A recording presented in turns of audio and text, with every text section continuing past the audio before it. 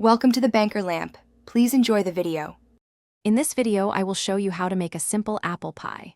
First, gather all your ingredients, ensuring you have about 6 to 8 medium-sized apples ready. Next, prepare your favorite flaky pie crust. This forms the delicious base and top of your pie. Then, combine your sliced apples with sugar, flour, and warm spices for the perfect filling.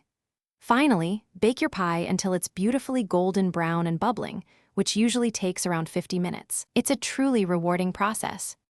For a truly delicious apple pie, selecting the right apples is key. Opt for firm, tart varieties such as Granny Smith or Honeycrisp to achieve the best flavor and texture. You'll need approximately 6 cups of thinly sliced apples to fill a standard 9-inch pie. For the filling, combine about 1/2 cup of granulated sugar with 2 tablespoons of all-purpose flour. Enhance the flavor with 1 teaspoon of ground cinnamon and 1/4 teaspoon of ground nutmeg. These simple ingredients create a wonderful aroma and taste.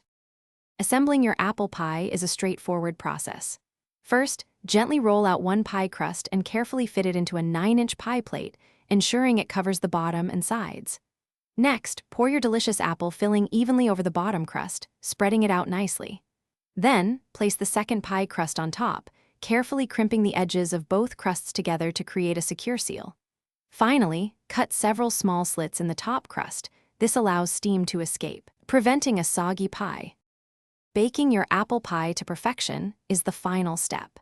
Begin by preheating your oven to a hot 425 degrees Fahrenheit. Bake the pie at this temperature for the initial 15 minutes.